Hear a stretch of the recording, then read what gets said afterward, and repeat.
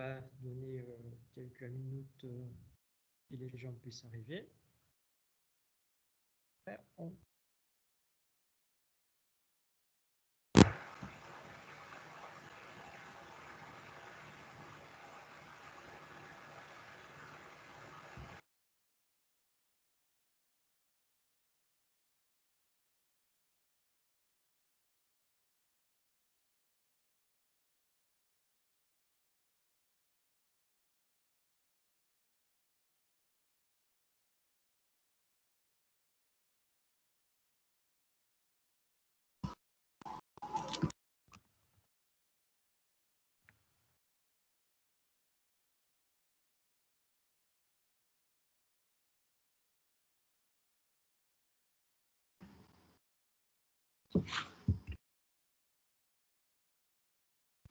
Monsieur, vous m'entendez?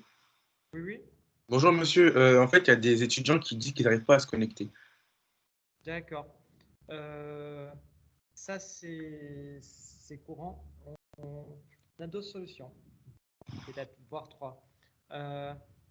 L'idéal, c'est que, un, si vous pouvez me passer leur email ou back, je vous remercie. Ok. Comme ça, je peux vérifier s'ils sont déjà ajoutés sur le groupe. S'ils sont déjà ajoutés s'ils ne sont pas ajoutés, je vais les ajouter. Comme ça, ils peuvent accéder. Si ils sont pas là, s'ils sont déjà ajoutés, comme ça, ils peuvent même pas rentrer. C'est que j'ai l'habitude de faire, c'est de demander de réinitialiser soit l'application, soit l'ordinateur, soit les portables, soit la tablette. Parce que les Microsoft Teams, les bugs suivants. Et la troisième voie aussi, c'est que je vais vous envoyer ici par les chats encore les liens de l'équipe. Comme ça, vous pouvez partager avec ceux qui sont déjà ajoutés et qui ont paru sous les mails du groupe. Parce que je pense que hier soir, je vais vous envoyer une mail avec les liens du groupe de l'équipe. Ouais, mais il y en a qui n'ont pas reçu, c'est pour ça qu'ils n'arrivent pas à se connecter. Ah oui, d'accord. Donc, peut-être qu'il faut voir dans leur spam aussi, de la poubelle mail, je sais pas. Je vous envoie leur mail au pire et vous les ajoutez si ça vous va. Oui, s'ils sont pas ajoutés, je peux les faire, ça, il n'y a aucun souci. Vous pouvez m'envoyer même là, je les fais tout de suite. Ok, ça Et marche. sinon, il faut envoyer ces liens que j'ai mis sur les chats. Ouais, je leur ai envoyé, mais ils n'arrivent pas à se connecter. Donc, Oui, donc peut-être c'est ça le problème. je vous envoie les mails alors. Merci. Parfait.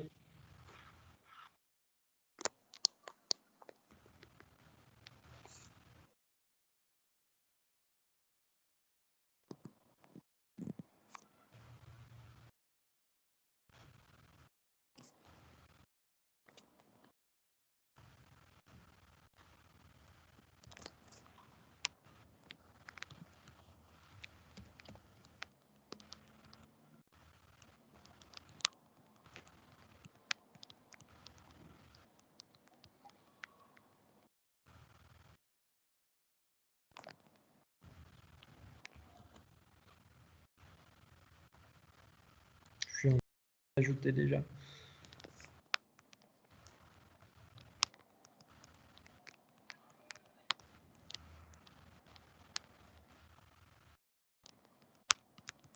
Voilà. Khadija et Eddie, ils sont déjà sur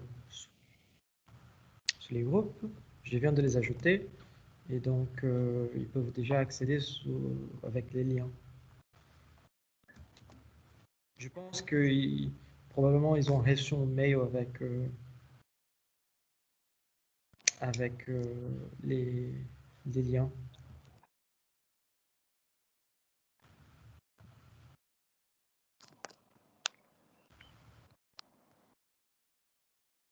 Par contre, Benjamin, il était déjà ajouté. Donc, je pense que s'il a les liens, il faut qu'il accède. Sinon, il faut réinitialiser sa machine.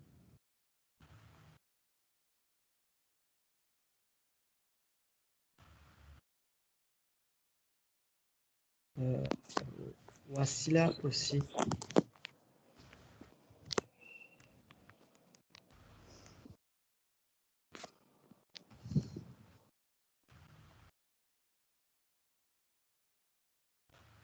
Camille aussi, j'avais déjà ajouté, donc c'est histoire de lien. Ou de la machine.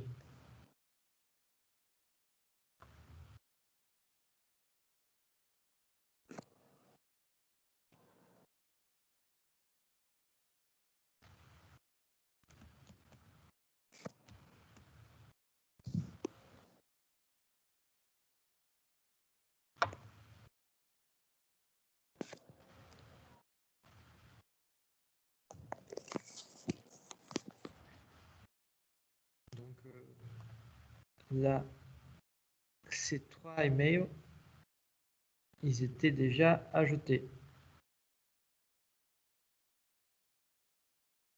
Donc les autres, je viens de... Ouais, je leur ai dit qu'ils sont déjà ajoutés et bon, ils vont essayer de rejoindre la réunion alors. Ouais. Sinon, Idriss, il était déjà aussi. Sinon, encore une fois, je veux envoyer les liens, encore une fois, et parce que s'ils sont déjà ajoutés, soit ils n'ont pas les liens pour réussir à entrer, soit les Microsoft Teams, ils bug. Donc, dans les cas qu'ils bug, il va falloir réinitialiser soit l'application ou la machine. Et malheureusement, ça arrive souvent.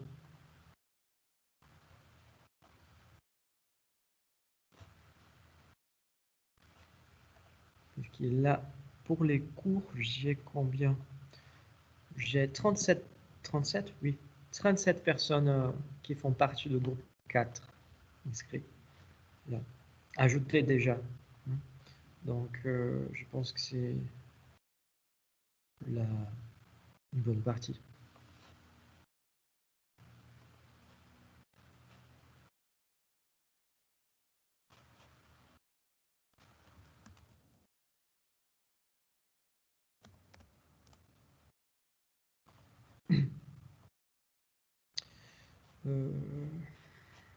Attendez, on va voir. On a 22 personnes connectées.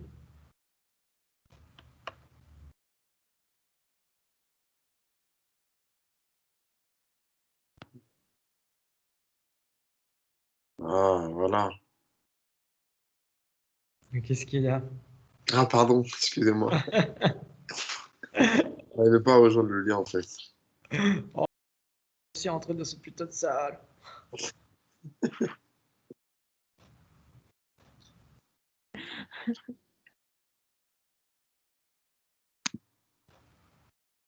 C'est bien, c'est bien. Bonjour monsieur, désolé, en fait, on n'avait pas reçu le lien. La plupart des gens de la classe n'ont pas reçu le lien. C'est pour ça qu'on vient d'arriver.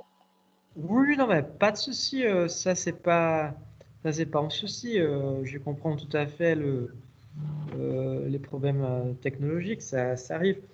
Mais c'est bizarre. Moi, je vais vous envoyer par mail hier soir. Peut-être que ça s'est tombé sur la boîte des spams. Et donc, C'est ça. voilà. Mais c'est pas grave. C'est pas grave. L'important, c'est qu'on est là. Et suivant, en fait, avec Microsoft Teams, il a ce genre de problème. Donc, si un jour ou l'autre, vous n'arrivez pas à vous connecter, ou vous trouvez un souci, en sachant que vous êtes déjà ajouté sur les groupes, et soit vous demandez les liens, soit aussi euh, vous réinitialisez votre machine, parce que c'est souvent comme ça. Il bug suivant. D'accord, ok.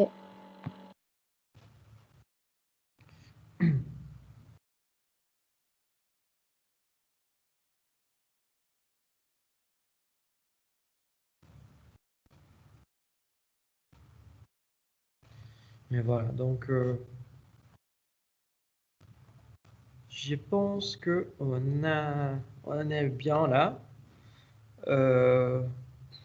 Comme je vous avais dit, j'ai 37 personnes ajoutées dans l'équipe. Et des 37 personnes, on a 25 personnes connectées.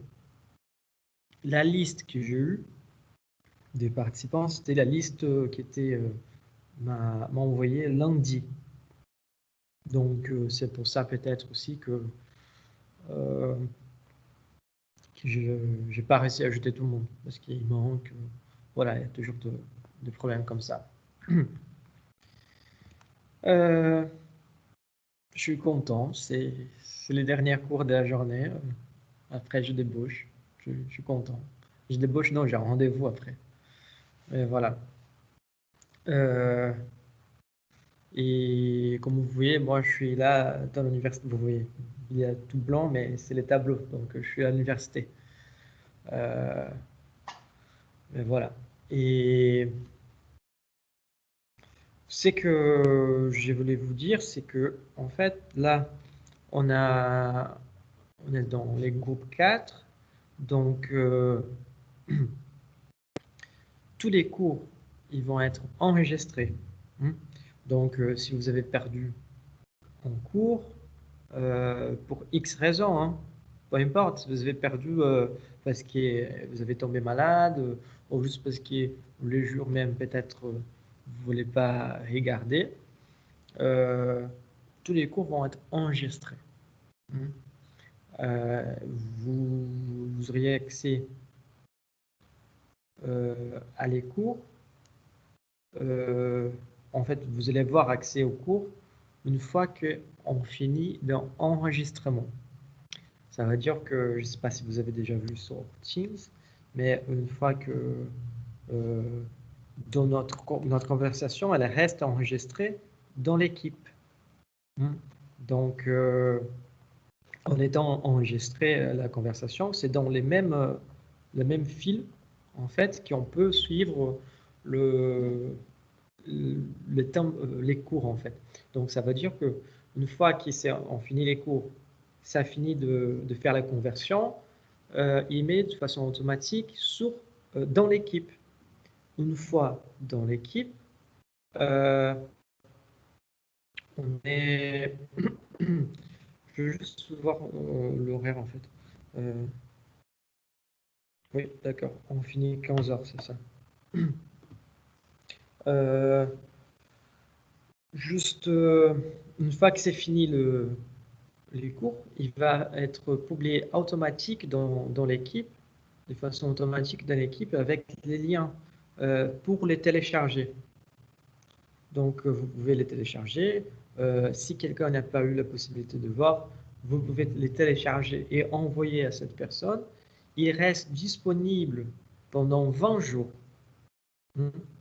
Donc, 20 jours, je pense que c'est un temps assez suffisant pour que quelqu'un qui a perdu les cours, on n'a pas pu les suivre, puisse revenir, puisse profiter et rattraper les temps perdus. Donc, voilà. Et c'est pas parce que les cours sont enregistrés que on dit que vous n'avez pas besoin d'y être. Parce que comme ça, encore une fois, il va y avoir des questions, de discussions. Je vais souvent vous demander des choses. Et c'est ça qui va faire un peu la richesse de notre cours. Donc, après, si vous n'êtes pas là, ça facilite mon boulot. Moi, je veux parler. Et je vais faire un cours. C'était environ 1h30. Je fais 1 heure. Donc, mais voilà, mais l'idée, c'est pas celle-là. L'idée, c'est que si on est à distance, moi, je continue à bosser. Donc, pour faire mon boulot bien fait, je suis là, je suis disponible pour vous. Vous voyez, donc c'est ça l'idée, et qu'on puisse discuter, on puisse parler, on puisse vraiment interagir, avoir des interactions, même si on est à distance. Tu vois. Mais c'est ça. Donc, si quelqu'un n'arrive pas à connecter, s'il a des soucis, ne vous inquiétez pas. vous allez avoir la vidéo disponible. Donc, voilà. Et donc, je pense que c'est ça les choses plus importantes. Sinon, l'autre chose que je vais vous dire, c'est que là, on est là, on est à distance, et à partir du moment que moi je fais la projection de mon écran, parce que j'ai préparé de diapos. Comme ça, c'est plus facile. Je vais vous montrer.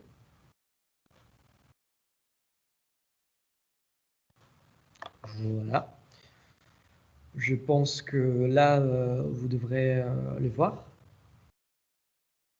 Donc, à partir du moment que je projette mon écran, que je fais la projection de mon écran, je ne vous vois plus. Ça veut dire que je ne vois plus les chats.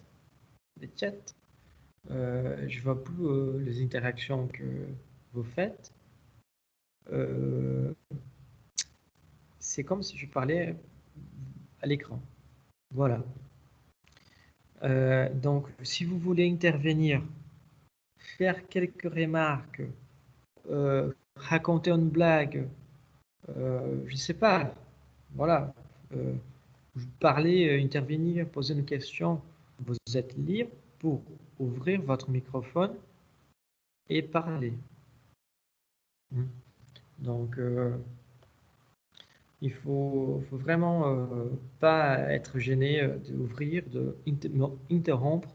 Tu vois, il faut vraiment faire ça parce que c'est la seule façon que je vois que quelqu'un veut parler. Malheureusement, c'est comme ça. Donc, j'espère que tout va bien se passer. Voilà. Donc, encore une fois, n'hésitez pas si vous avez des questions, si vous avez des commentaires, des remarques, vous pouvez m'interrompre à n'importe quel moment. Il suffit d'ouvrir vos microphones et parler. Dès que vous parlez, moi je m'étais, je vous écoute. Voilà. C'est ça. Bon, du coup, les cours de la dernière semaine, on a beaucoup parlé aussi.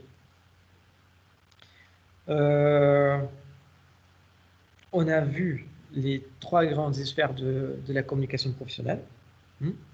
Depuis la première sorte de communication professionnelle qu'on fait, c'est exactement les CV qui c'est de l'individu vers l'entreprise. Voilà. La deuxième sphère, c'était ce qui se passe dans l'entreprise ou entre les entreprises. Et aussi la troisième c'est de l'entreprise vers l'extérieur.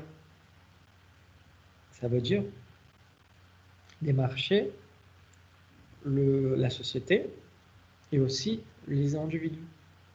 Par exemple, avec les offres d'emploi. Voilà.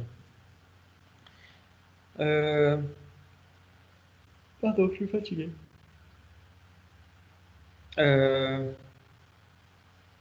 Donc tout ça, après avoir fait tout ça, on a discuté sur les CV. On a commencé du début. Et on a parlé du CV. On a mis en évidence tous les éléments qui vous pensez être nécessaires, vous pensez être pertinents pour composer un CV, pour faire un CV. Voilà. Donc, à partir de cela, on a pu vérifier que ça faisait quand même beaucoup de choses. Il y avait pas mal d'éléments qu'on devrait quand même essayer de mettre dans une seule feuille A4. Ça, c'était un peu compliqué. Hein. Donc, en faisant ça, on a pu bien vérifier ça. On a pu voir que la construction syntaxique de la chose, on va dire syntagmatique plutôt, de notre CV, ça allait poser des problèmes. Donc, comment faire un bon CV en ayant toutes les informations nécessaires et on sait que on a vu que par la quantité de choses qu'on a mis, il fallait bien exclure d'autres. Hein. Ça ne loge pas dans une seule feuille. Donc, on a apporté ces problèmes-là. Et pour aider à expliquer, à trouver une solution pour ça, on va aussi inverser notre perspective maintenant. C'est la deuxième et la dernière fois qu'on va parler de CV. Donc, on va inverser notre perspective. Maintenant, au lieu de travailler avec la perspective de celui qui fait les CV, on va parler aussi de la perspective de celui-là que recrute, celui-là que choisit les CV. Oui, on y va. Et dans tout ça, si on parle de la perspective de celui qui choisit les CV, on doit penser alors dans cette perspective qu'il va choisir pas n'importe quel CV. Il va choisir un bon CV. Il ne faut pas oublier qu'il est recruteur. Lui aussi, il est en train de bosser. Et lui aussi, il veut faire bien son boulot. Vous voyez, c'est quelqu'un qui bosse, il veut faire son boulot bien fait. C'est quoi le bon boulot d'un recruteur? C'est exactement trouver la bonne personne pour les bons postes. Donc, voilà. Et on peut dire dans tout ça, on a vu, il y a plusieurs éléments qu'on peut ajouter dans un CV. Là, la question c'est exactement, est-ce qu'on peut parler que il existe les meilleurs CV et les pires CV? Moi, honnêtement, je ne crois pas. Est-ce qu'il n'y a pas un meilleur et un pire? Il a les bons et les mauvais. Donc voilà, parce qu'il y a plusieurs éléments qui vont jouer dans ces caractéristiques pour composer ces genres de CV. Et du coup, c'est quoi? Nous, on cherche pas les meilleurs là, parce que c'est quoi les meilleurs? Le meilleur, c'est très prétentieux de dire les meilleurs. On cherche les bons. Celui-là qui va vous permettre de trouver un poste. Celui-là qui va vous permettre de trouver un boulot facilement. Pour cela, il faut qu'il soit bien fait. Ça, il n'y a pas des 10 000 secrets. Il y a des choses à retenir. Voilà. Mais en parlant d'un bon CV, la première question que se pose, c'est exactement, mais c'est quoi un bon CV? Qu'est-ce qu'il doit avoir un bon CV? Qu'est-ce que les recruteurs vont repérer dans un CV qui va faire, il va lui faire dire que oui, celui-là, il est bon. Donc, voilà. D'abord, c'est que définir un bon CV, c'est sa présentation. Du coup, là sont tous les conseils. Présentez clairement votre expérience et vos compétences. C'est une chose. Prouvez aux employeurs que votre profil professionnel correspond au poste qu'ils ont à pourvoir. Et le troisième élément, qui c'est la conséquence de l'ensemble des deux précédents. Leur donner envie de vous rencontrer. Si vous avez une bonne présentation de CV, et si vous avez bien construit votre profil professionnel, vous allez leur donner envie de vous rencontrer. C'est simple. Donc, en théorie, oui, c'est très simple. Mais on commence à voir quelque chose, on commence à voir des distinctions, on commence à voir que Et on peut diviser au CV quand on fait la sélection, on peut diviser les CV au moins en deux parties. Hein. Grosse partie, on va dire. On voit que présentation, c'est quoi la présentation? Hein? Présenter clairement votre expérience et vos compétences. Par rapport à présenter clairement, là, on voit que il y a des choses qui sont en jeu. Il y a la rédaction, bien sûr, qu'il faut que ça soit clair au niveau de la compréhension, mais aussi présenter clairement, ça passe pour la forme de vos CV. Ça veut dire que s'il y a plein de choses écrites, et ces choses sont toutes condensées dans vos CV. Si on met tous les éléments qu'on a écrits sur les tableaux dans une feuille A4, on va avoir beaucoup de choses. Et la présentation, mine de rien, la présentation du contenu, elle peut être claire. Par contre, visuellement, sa présentation va être pourrie. Donc, on voit que la présentation, elle passe aussi sur ce qu'on appelle la forme, c'est ce qu'on peut appeler et qu'on va appeler ici jusqu'à la fin du cours là. Ça va être, elle passe aussi par l'expression. Donc voilà. Par contre, quand on parle de prouver aux employeurs que votre profil professionnel correspond au poste qu'ils ont à pourvoir, ça veut dire que il faut montrer vos compétences. Il faut mettre en valeur vos compétences. Votre profil, exactement, c'est votre profil professionnel. Ça veut dire quoi? Ça veut dire que c'est les contenus. Quels sont les contenus que vous avez? Quel est le contenu que vous avez qui peut nous intéresser? Voilà, donc on voit qu'on a deux grands axes qui s'y croisent et qui sont complémentaires. On a donc dans un bon CV, on va dire que dans un bon CV, on doit se préoccuper avec la forme et les contenus, en meilleur avec l'expression et les contenus. Voilà.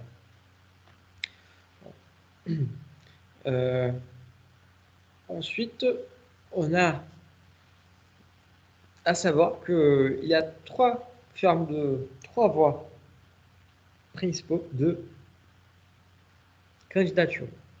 Hein, et chaque voie de candidature va permettre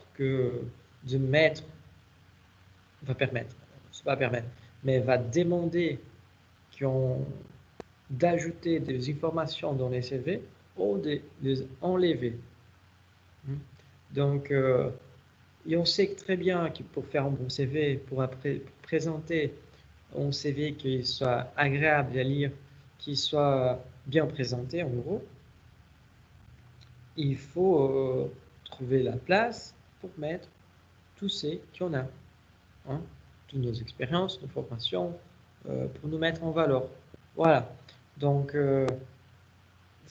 selon chaque forme de candidature, on va soit enlever, soit ajouter, ou peut-être ajouter et enlever des choses. Donc, ça va forcément nous faire de la place. Et comment on va travailler avec cette place dans notre CV? C'est ça qu'on va aussi nous interroger. Bon, du coup, les trois voies, c'est pour ça que c'est important de parler de candidature, les trois voies des candidatures, parce que selon la voie des candidatures, on va faire un CV différent. Ah, quelqu'un m'a moté. Oh là là, les coquins ou la coquine. Bon. Là, On voit que donc les candidatures spontanées, les 3 voies en fait, ça servait exactement pour ça. Je ne sais pas si vous avez écouté, mais c'est selon la voie, on va construire un CV plus adapté pour les genres de candidatures et selon lesquels on peut ajouter des éléments et enlever des éléments, faire plus de place et organiser une présentation adéquate sans que qui nous permette de nous mettre en valeur sans qu'on ait de préjudice. Bon, là, l'idée alors, c'est que les 3 voies plus comment, les voies que, en gros, qu'on connaît, ils sont les plus courants, sont les candidatures spontanées, les réponses en offre d'emploi et aussi par les relations et les recommandations. Par exemple, les pistons ou les bouche-oreilles. Je vais parler un peu de pistons, mais après, mais je veux bien clarifier une question par rapport aux bouche-oreilles. Parce qu'il y a il y a un côté très intéressant sur cette question. Il y a un regard très intéressant sur cette notion de les bouche-oreilles dans les marchés d'emploi. Parce que normalement, on dit que les bouche-oreilles, ils marchent, mais ils marchent, on utilise cette expression plutôt pour parler d'un produit ou encore d'un service, un commerçant. Voilà, donc on utilise souvent pour ça. Mais si on prend la définition, ou meilleur la compréhension, on sait que Karl Marx, il comprend par rapport au marché du travail, on voit que nous, on est en train, on va s'y candidater, on est en train d'offrir, entre guillemets, notre force de travail. Ça veut dire qu'on est en train de vendre notre force de travail à l'entreprise. Du coup, dans cette perspective, on devient presque comme des produits. Du coup, peut-être qu'il faut penser au CV comme une sorte d'emballage. Vous voyez, est-ce que cet emballage est la mensongère, elle a dit la vérité, elle me donne envie de l'acheter, ou les produits. Voilà. Je sais qu'en disant comme ça la question de qu'on vend notre force de travail et que ça nous rapproche un peu de la notion que nous, on est des produits, ça peut gêner quelques personnes. Mais malheureusement, c'est comme ça que les choses se passent. Bon, dit cela, ou cela dit, on va commencer à travailler, on va commencer à voir quelques spécificités de chaque point. Donc,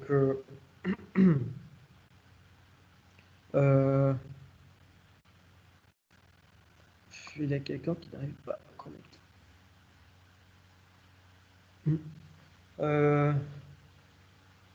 Les choses, c'est que, qu'est-ce qui se passe? On va essayer de voir tous les éléments, tous les voies, et comment les voies vont impacter la confection de notre CV. Donc, pour les candidatures spontanées, les CV doivent permettre à l'employeur de comprendre rapidement les types de postes que vous pouvez et voulez tenir.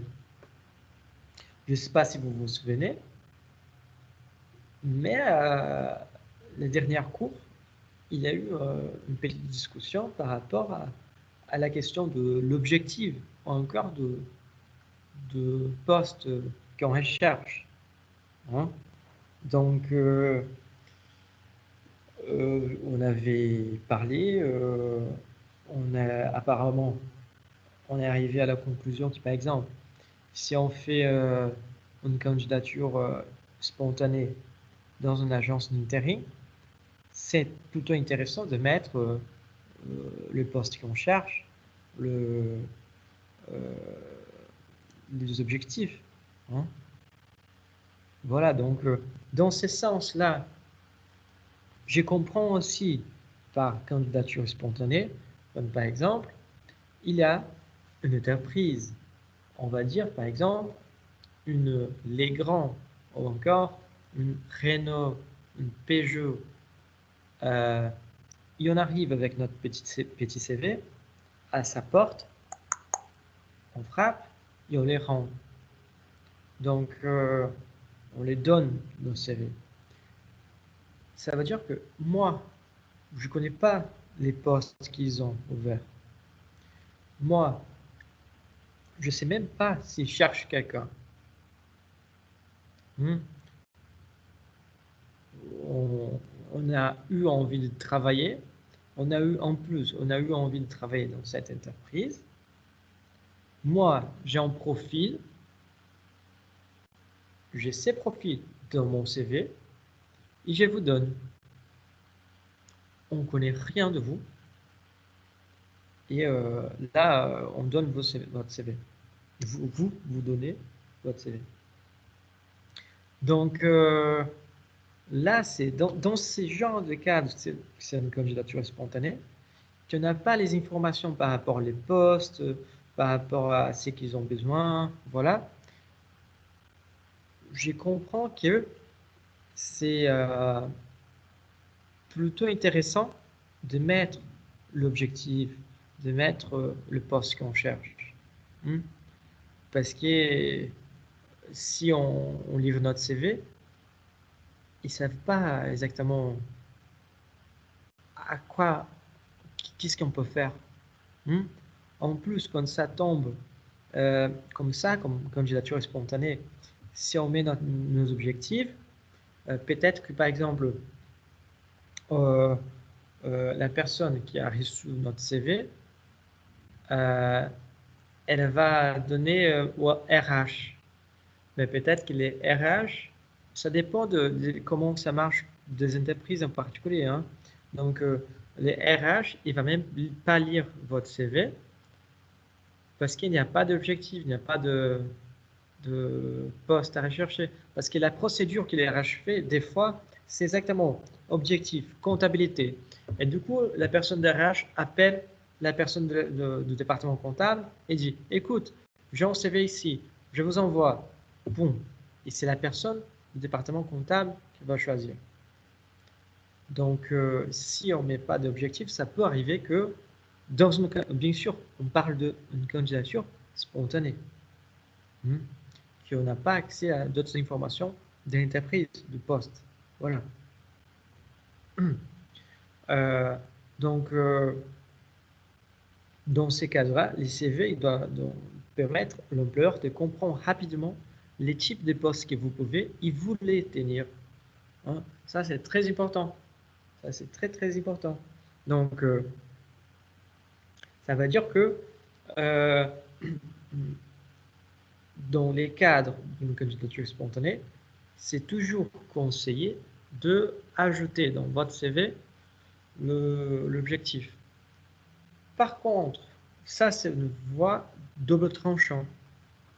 On a vu hier je suis fou là, qui ni tout le monde est d'accord avec cette idée. Mais pour une candidature spontanée, c'est très bien. Par contre, je reviens, c'est double tranchant parce que on a des fois, en mettant un objectif, on peut limiter les choix. On peut nous limiter aussi. Non? Il faut qu'on soit clair sur ça. Ça, c'est très important.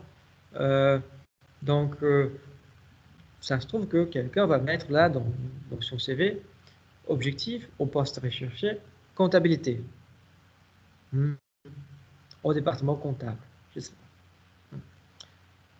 Mais par contre, malheureusement, dans cette entreprise, il cherchait aussi quelqu'un pour les départements financiers, pour gérer la paye de fournisseurs, pour gérer la paye des employés, ou encore quelqu'un pour travailler au RH. Hein. Vous voyez que dans ces cadres, la personne a mis dans son CV qu'elle avait le département comptable. On pense à chercher le département comptable. Mais elle avait toutes les compétences, elle a toutes les compétences pour travailler aussi dans les départements financiers, aussi dans les RH. Vous voyez, c'est là qu'il faut faire gaffe avec cette notion de poste à rechercher, au poste recherché, pardon. Et aussi objectif. Parce que des fois, il peut nous limiter. Il peut faire que on arrive à perdre le boulot en fonction de ça. Donc, il faut faire vraiment attention. Une solution d'éviter ces genres de problèmes, c'était utiliser plusieurs objectifs, utiliser plusieurs postes. Par contre, il faut très bien maîtriser les domaines qui vous pouvez, là, il y a la partie de vous pouvez dialoguer.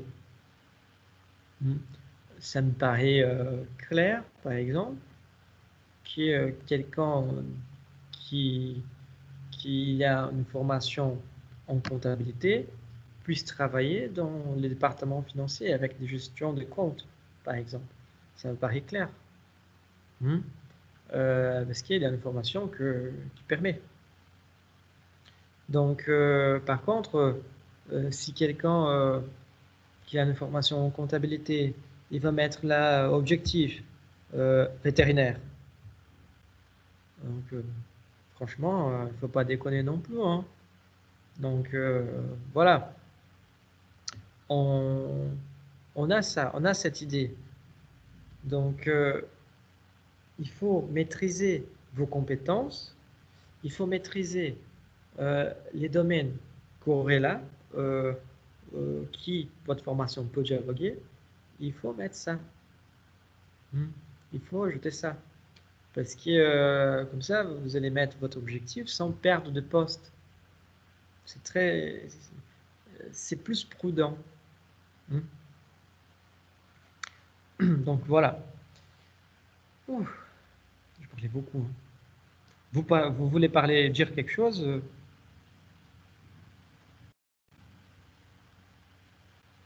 Non.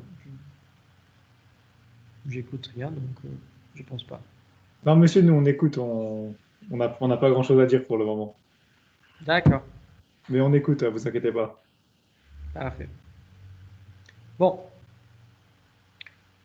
Là, les réponses, c'est une autre voie des candidatures ça va changer les CV aussi.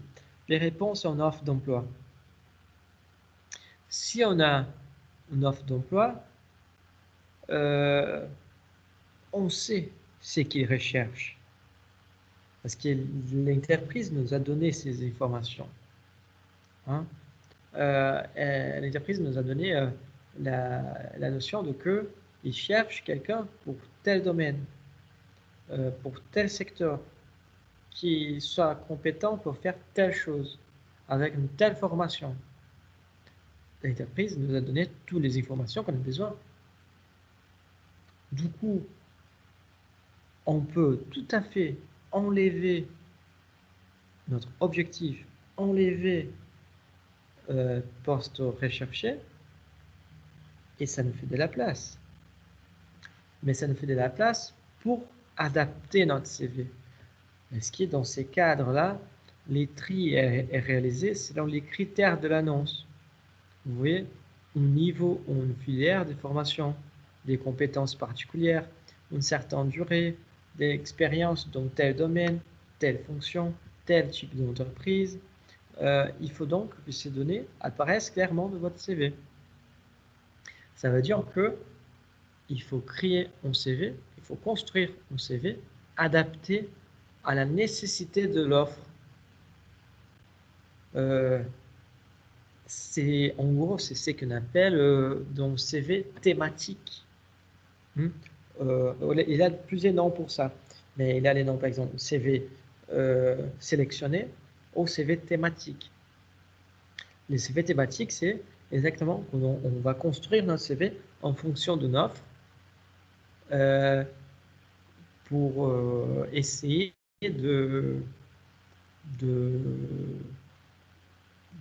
comment je peux dire, de faire une meilleure correspondance. Comment on fait un match sur Tinder? En fait, on essaie de faire un match avec l'entreprise. Donc voilà, on essaie de faire une correspondance de besoins et de offres. Donc voilà. Et c'est pour ça qu'il faut construire. Hein? C'est pour ça qu'il faut construire, il faut adapter. Un exemple bête, basique, c'est par exemple, genre si on fait deux licences totalement différentes. Genre une licence en comptabilité, je suis centré en comptabilité aujourd'hui. Une licence en comptabilité et une licence en musique. Ça va pas tout à fait dans les mêmes sens. Je dis pas tout à fait parce que il y a une possibilité de liaison. Qu'on nous parle par exemple de l'industrie de la musique. Voilà, si on a les deux licences, ça peut être quand même intéressant de savoir un peu de musique, voilà. Mais ça va pas tout à fait dans le même sens. Du coup, ça, franchement, soyons honnêtes, ça sert à quoi? Ça sert à quoi de mettre dans votre CV que vous avez fait une licence en musique si l'entreprise c'est un cabinet comptable?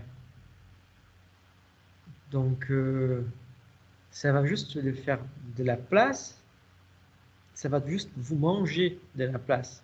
Une place que vous pourriez peut-être utiliser pour mettre plus des cours complémentaires que vous avez fait. Et ces cours complémentaires que vous avez fait, qui ont forcément une relation avec l'offre. Vous voyez pourquoi j'ai dit qu'il faut construire les CV selon l'offre. Il faut qu'on crée notre histoire selon l'offre. Voilà. Pour que tout puisse bien passer et finalement vous puissiez avoir le boulot. Voilà. Donc, les relations et recommandations. Là, ça c'est trop compliqué. Ça c'est trop compliqué. Pardon. Ça c'est trop compliqué, mais parce que personnellement, ça m'agace. Hein? Cette histoire des relations et recommandations, je les déteste. Je trouve ça affreux. Ça m'énerve vraiment. Mais il y a beaucoup. Par contre, il y a aussi les côtés positifs. Bon, il y a les côtés négatifs, les côtés positifs de relations et recommandations, comme tout. Par contre, on va voir que même si la possibilité d'être pistonné a une chance de plus d'être pris pour les postes, un CV élégant reste encore les minimums nécessaires. Hein? Regardez bien qui je mis pistonné entre guillemets. Parce que pistonné, apparemment, en français, il y a une connotation vraiment très péjorative. C'est vraiment comme quelqu'un qui met des dents. Voilà, donc c'est pas forcément une recommandation. Hein? Par contre, cela n'arrive pas toujours comme on le souhaite. Ça veut dire que si d'un côté, être recommandé, ça peut être une bonne chose, ça peut être aussi une mauvaise chose. Pourquoi j'ai dit ça? Suivant, on a quand même des copines, des potes, une tante, voilà, qui nous dit ils sont super gentils, super cool, on entend super bien, on a la même interprétation des choses de la vie. Voilà, c'est vraiment une relation très cool. Hmm. Mais ce qui se passe, c'est que cette personne, un bel jour, arrive en disant écoute, je veux vous recommander dans mon entreprise. Et ils ont un poste que je sais que vous aimeriez bien. Donc, là, ça commence à poser les problèmes. Parce que on est content, quelqu'un va nous recommander. Voilà. On ne fait pas chier, quoi. Hein?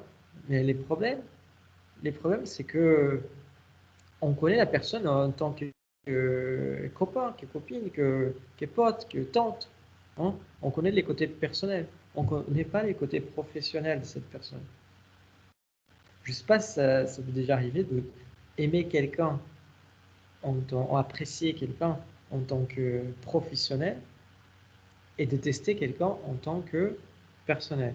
Ou à l'inverse, aimer quelqu'un en tant que personnel et détester quelqu'un au niveau professionnel. Ça peut arriver. Surtout que dans ces cas qu'on parle là, on ne connaît pas, on ne travaille pas avec la personne. Hein? Donc on ne sait pas ce qu'elle a fait, ce qu'elle a fait, ce qu'elle elle fait pas, comment elle a même vu par ses collègues, si elle fout rien, on ne sait pas. On ne sait pas. Donc ça se trouve que on est recommandé dans l'entreprise pour quelqu'un qui n'est pas forcément très bien vu, et là, on a perdu notre chance. Voilà. C'est pour ça que j'ai dit, si quelqu'un veut me recommander, je préfère que la personne vienne à moi et me dit qu'il a un poste ouvert, ou qu'une entreprise cherche quelqu'un, et que moi-même, je fais une candidature spontanée. Comme ça, pas d'influence externe. Si j'ai une information privilégiée, parce que voilà, je sais que l'entreprise elle cherche quelqu'un, mais par contre, je ne veux pas avoir une influence soit positive, soit négative. Ça, c'est intéressant. Dans ces cadres-là, mais quel est le rôle avec les CV, hein?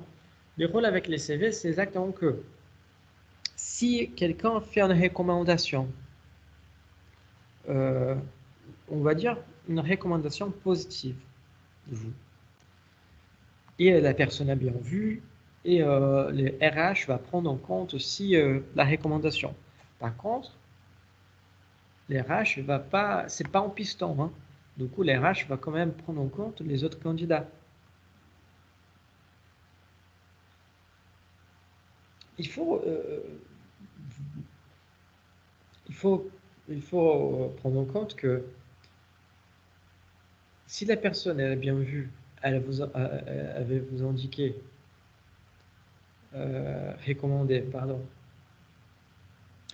et vous envoyez un CV pourri,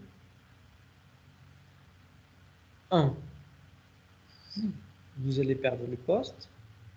2, vous pouvez même faire des préjudices à la personne. Donc voilà. L'autre cas, c'est que c'est si la personne, l'opposé, si la personne vous recommande et vous faites un excellent CV, un bon CV, bon et beau.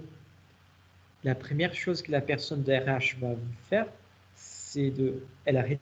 Il faut se souvenir que la personne, elle s'est recommandée et elle a bien vu. Du coup, la personne de RH, elle a retenu cette information. Donc, elle va prendre votre CV, elle va dire ah, c'est celui-là qui telle personne m'a recommandé. Et du coup, oui, son CV il est beau, hein. Donc, regarde, vous commencez à accumuler des points. Donc, c'est ça. C'est pour ça que ça peut être la moitié du chemin fait, comme ça peut devenir en préjudice. Donc, c'est pour ça que il faut faire vraiment attention. Vraiment attention. Donc, un CV élégant reste encore les minimums nécessaires. Et c'est ces mots-là qu'on va avoir tous les jours. C'est ces mots qu'on va voir pendant tous les cours maintenant. Élégant. CV élégant et élégance. Voilà.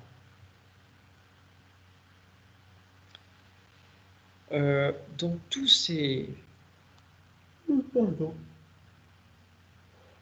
Pardon. Vous voyez, c'est triste de donner des cours comme ça. C'est triste. Je suis à la fac, je parle avec personne intervient. C'est triste. J'ai envie de dormir. Je pense que vous aussi. Ben voilà. Les critères de sélection.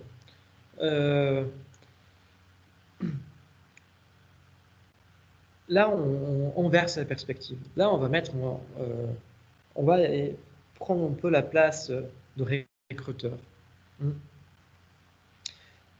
Il faut avoir en compte que si notre vie professionnelle, si notre vie en général,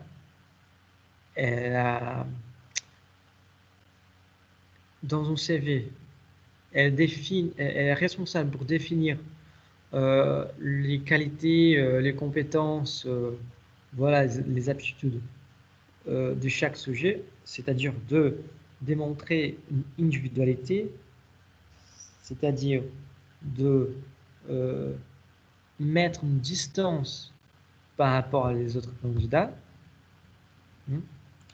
On va voir qu'il y a une chose en commun avec tous les autres candidats.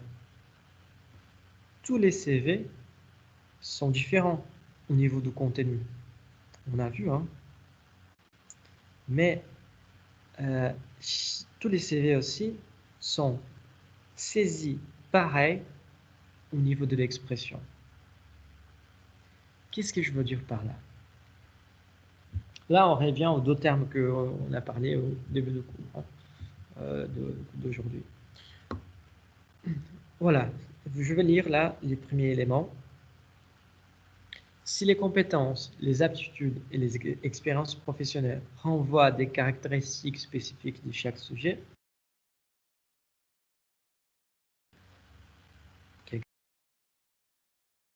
oh là là, arrête de me muter là.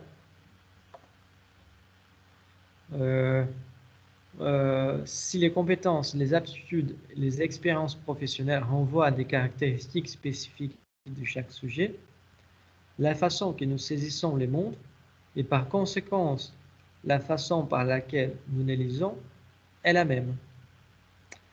Ce que je veux dire par là, c'est quelque chose de très intéressant, c'est que nous percevons les mondes de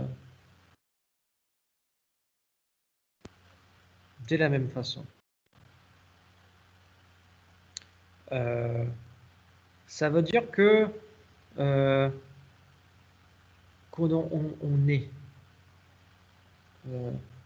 est des enfants, on ne comprend pas forcément les plusieurs interprétations qu'on peut avoir des choses. On ne comprend pas ce qui est méchant, ce qui est bon, ce qui est beau, ce qui est moche. On ne comprend pas forcément. En fonction de ça, Maurice Merleau-Ponty il nous apprend que la seule façon de comprendre les mondes extérieurs, mais d'avoir accès à les mondes extérieurs, quand il dit monde extérieur, c'est ce qui est en dehors de nous-mêmes, en dehors de l'aspect psychologique.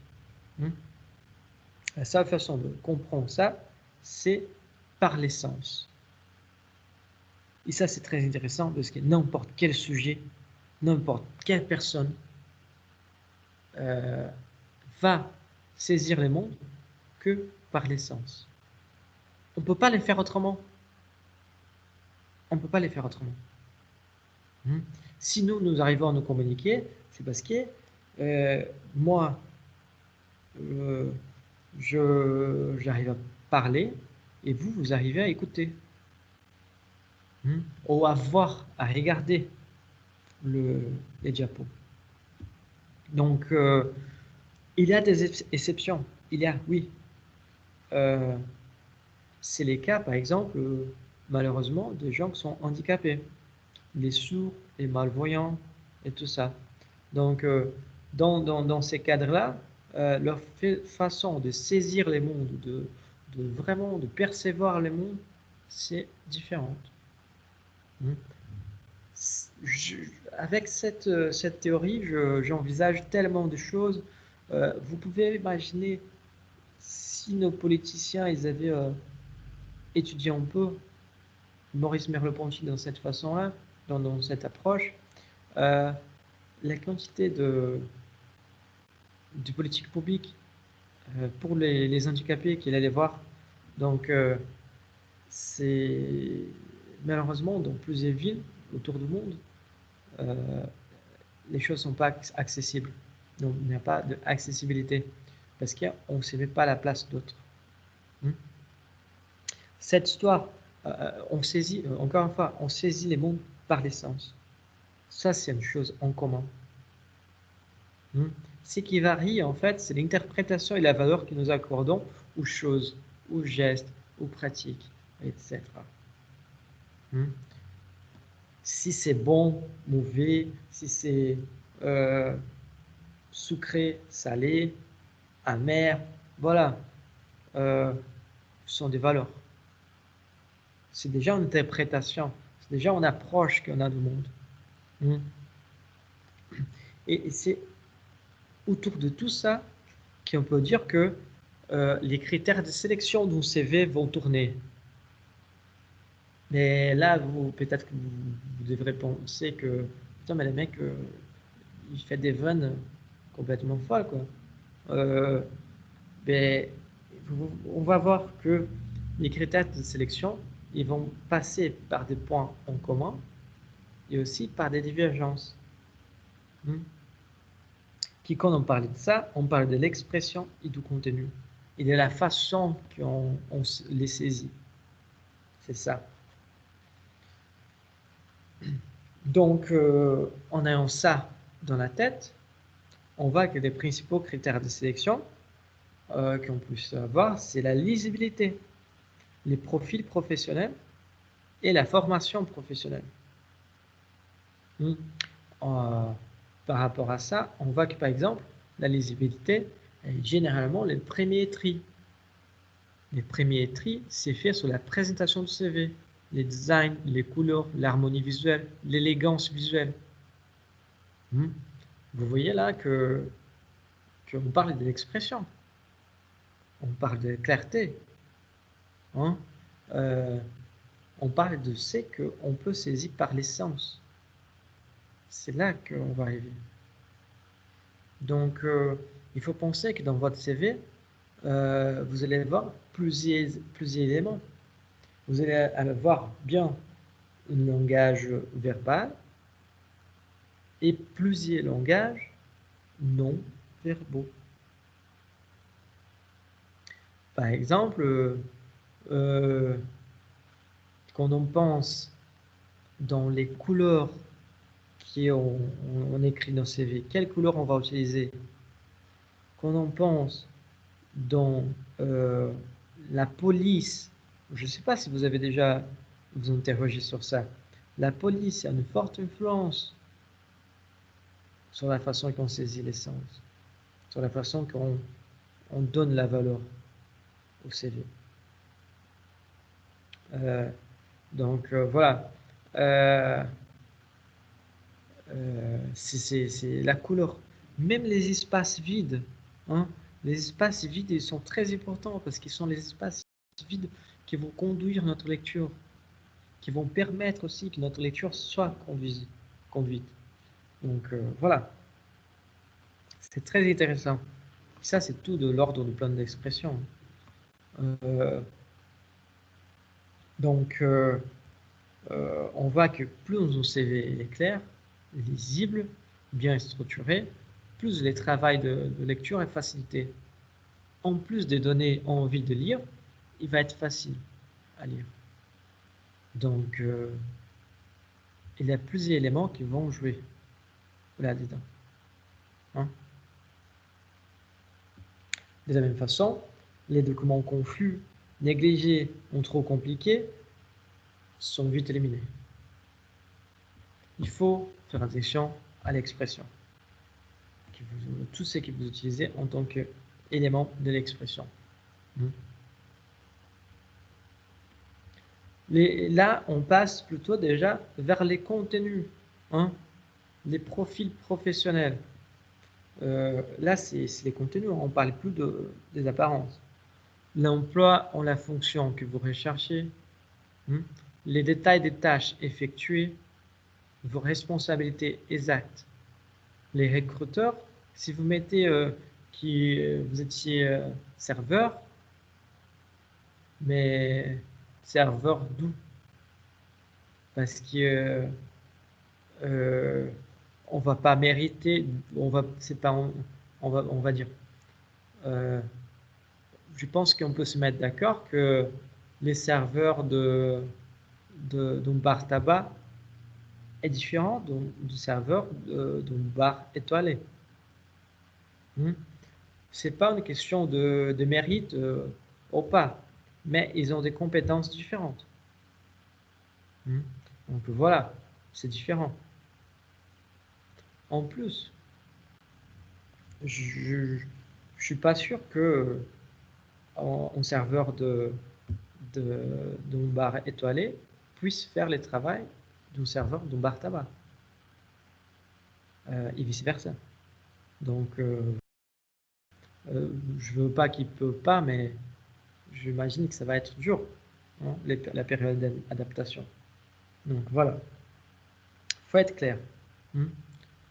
Les résultats que vous avez obtenus. Les résultats que vous avez obtenus, ce n'est pas forcément très important parce qu'à l'exception si vous avez vraiment fait un demi-million en plus pour l'entreprise, et ça, c'est devenu en info locale. Hein. Comme ça, voilà. Ou peut-être que vous avez trouvé les vaccins pour la Covid. Hein. Donc, pour les Covid. Donc, c'est intéressant. Là, vous allez être embauché dans n'importe quelle entreprise pharmaceutique. Voilà. Bon. Là, il y a aussi vos stages en entreprise. C'est intéressant de mettre les stages que vous avez faits. Si vous n'avez jamais fait de boulot de CDI, au meilleur, si vous avez jamais fait un boulot dans votre branche, parce qu'imaginez que vous cherchez une branche spécifique. Là, si vous n'avez jamais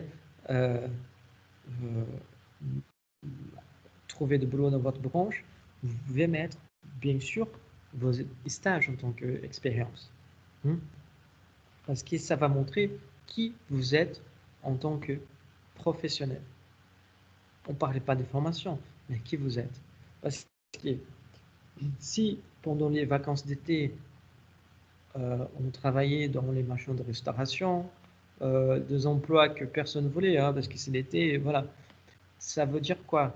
Ça veut dire en fait que vous, peu importe les boulots qu'il y a, vous allez les faire. Vous êtes bosseuse et bosseur. Donc voilà, c'est ça qui c'est en jeu. Et ça, c'est une caractéristique très appréciable. Donc là, et ça, par contre, ça aussi peut éviter d'avoir des trous de CV, les fameux trous de CV, les années qu'on n'a rien fait, entre guillemets. Voilà. Des fois, ça devient même gênant d'expliquer certains trous, donc voilà. En d'autres termes, votre expérience professionnelle, en faisant attention, bien sûr, de souligner la position occupée et les responsabilités assumées. C'est ça que je disais tout à l'heure, de serveur, voilà. L'autre élément qu'on trouve important, hein, de distinguer et qui fait partie un peu des deux, qui va être rangé selon l'idée du contenu et aussi un peu sur l'idée de l'expression. Les formations professionnelles, vos diplômes, qui peuvent être, en fait, les diplômes ils peuvent être organisés de plusieurs façons. C'est ça qu'on vient de dire depuis le début. Hein. Il y a l'ordre chronologique, il y a la antichronologique ou chronologique inversée. La chronologique, c'est quoi? La chronologique, c'est on commence par notre diplôme plus ancien et on arrive à notre diplôme plus récent. Voilà. Les antichronologiques, c'est l'inversé. C'est l'inverse, pardon. C'est-à-dire qu'on commence par notre diplôme plus récent et on finit par notre diplôme plus ancien. Et là, on trouve aussi les diplômes sélectionnés, les diplômes thématiques qu'on a parlé tout à l'heure. C'est exactement, selon les postes, on va chercher les meilleurs diplômes que convient plus pour telle tâche. Voilà.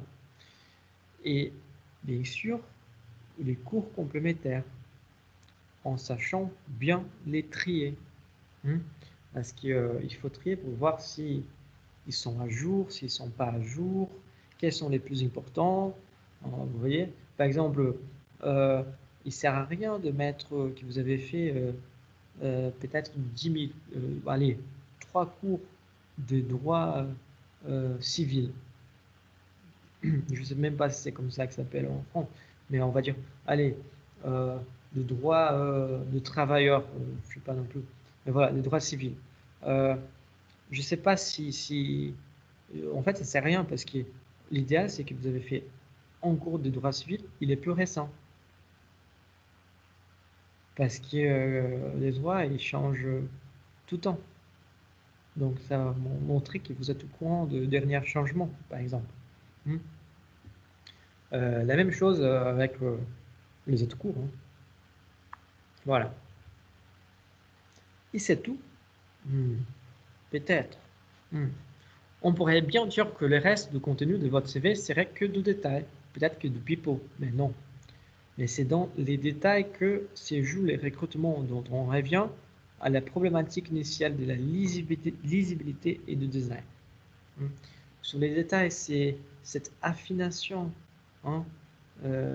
cette finition, disons, qu'il faut donner au travail.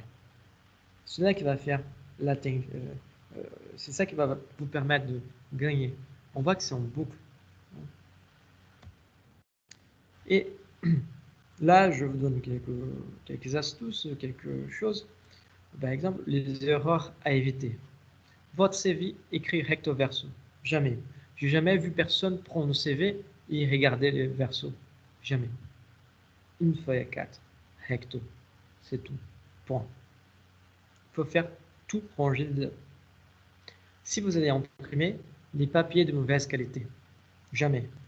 S'il est sale, crade, abîmé, jauni, je sais pas, trop fin, trop épais, voilà, jamais. Papier, il faut avoir une préoccupation avec les papiers de l'impression aussi.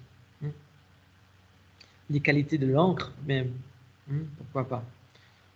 Les photocopies des photocopies. Des photocopies, ça veut dire qu'au bout d'un moment, ça devient illisible. Et en plus, c'est pas actualisé. La photo de mauvaise qualité, celle dont vous savez que vous n'êtes pas à votre avantage, ou bien celle qui est trop ancienne. Moi, personnellement, j'évite toutes les photos. Parce que si les simples faits de sortir dans la rue fait qu'on soit jugé par la couleur de notre peau, par la taille de veste qu'on utilise, par notre genre, même par la couleur de nos cheveux, c'est juste pour cela qu'on est déjà jugé. Vous pouvez imaginer que mettre une photo dans les CV,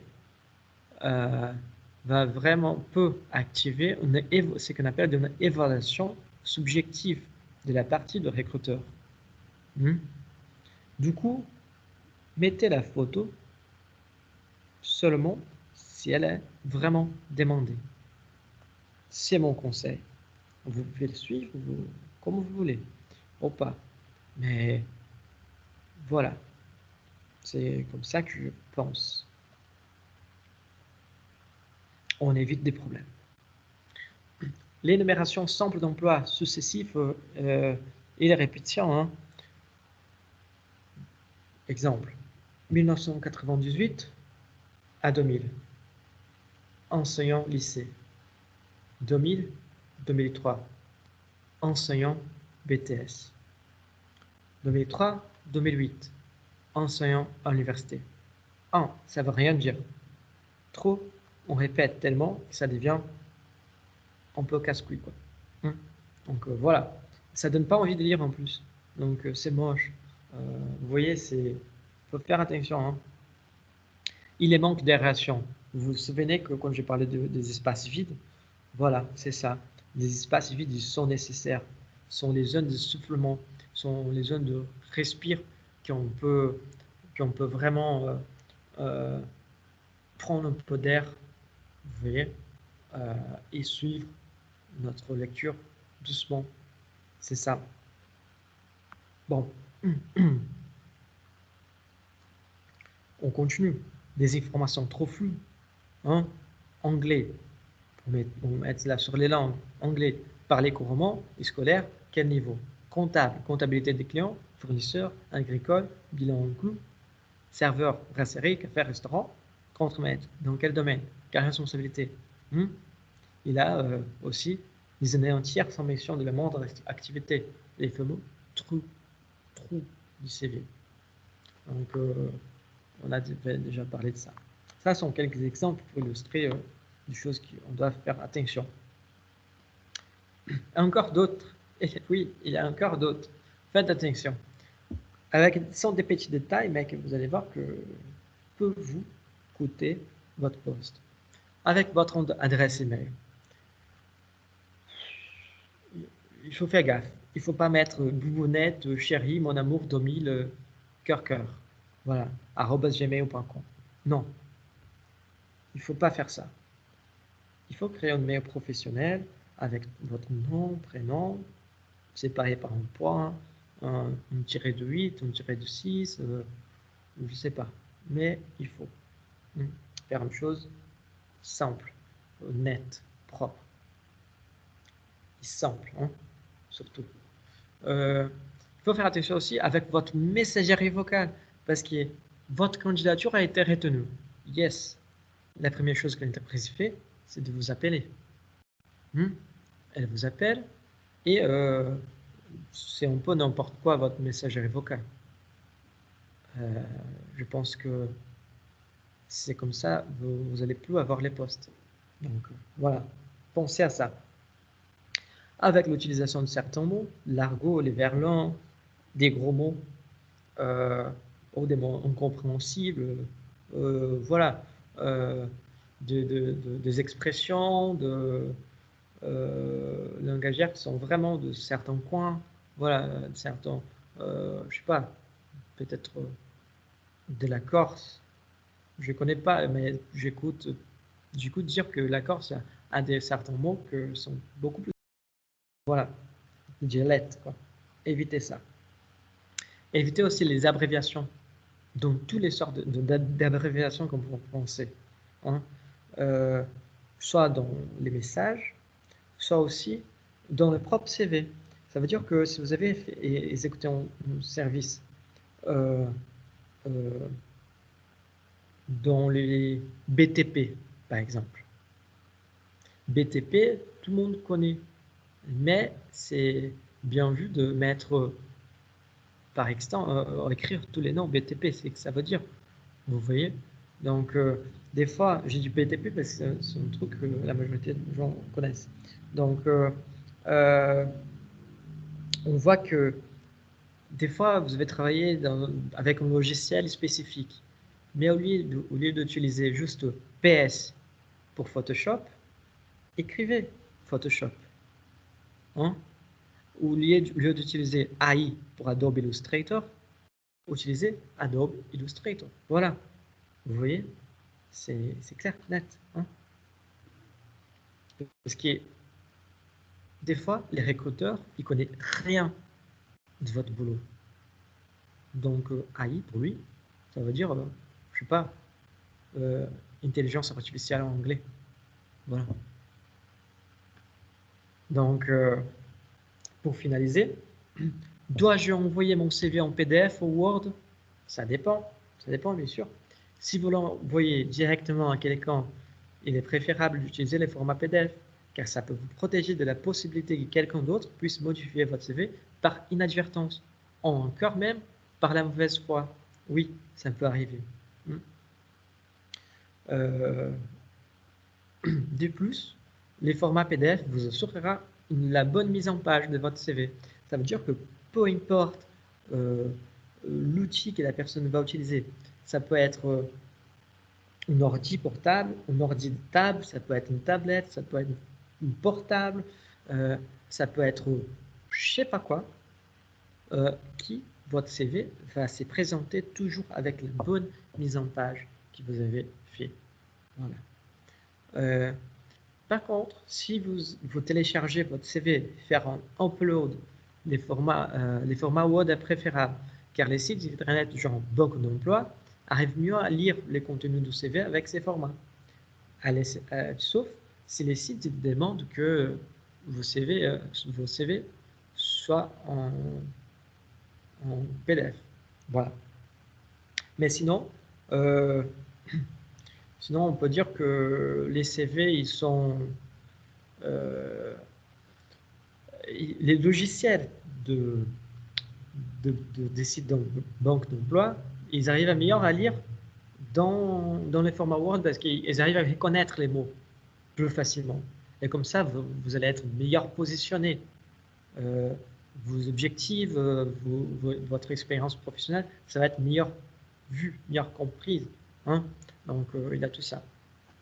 Bon, c'est tout pour aujourd'hui.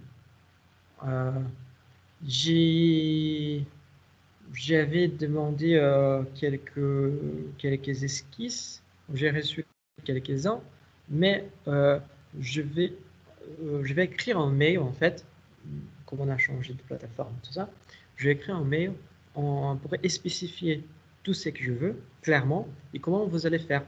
Comme ça, vous pouvez rendre ces machins-là tranquillement. Et bien fait. Et je vais vous écrire, donc ne vous inquiétez pas. Je ne veux pas dire que je vais vous écrire là, parce que moi, je suis comme vous, hein. Samedi et dimanche, j'aime bien glander un peu, mais même si ce n'est pas toujours possible. Donc, peut-être qu'entre lundi et mardi, vous allez recevoir un mail avec les informations. Mais voilà. Donc, vous avez des questions, des commentaires? Moi, j'ai une question, monsieur. Oui? L'examen final, ce sera à quoi exactement, s'il vous plaît? Je ne sais pas si vous avez répondu à la question déjà. Ah non, je n'ai pas répondu parce que moi, je ne sais pas encore. Ah, ok, d'accord. Parce que ça dépend que ça se trouve qu'on n'aura plus les problèmes de Covid, j'espère. Donc, on va faire en présentiel et ça peut changer tout ce qu'on a prévu. Du coup, Non, mais on sera évalué sur quoi, genre? Sur tous les contenus, en fait, sur toutes les petites choses qu'on va faire.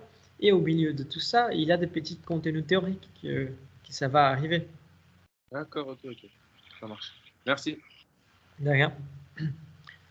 Donc, voilà. D'autres questions?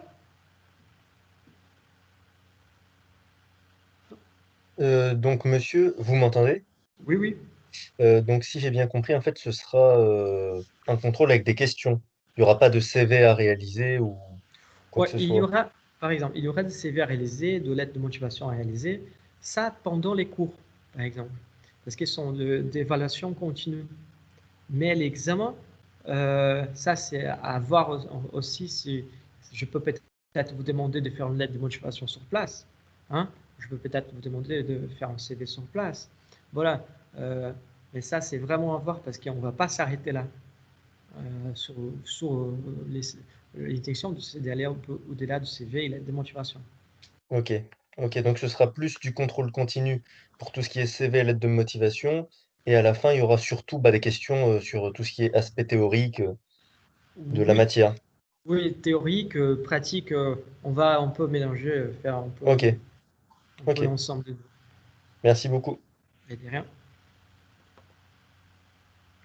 Bon, je pense que c'est ça. Sinon, quelqu'un a d'autres questions?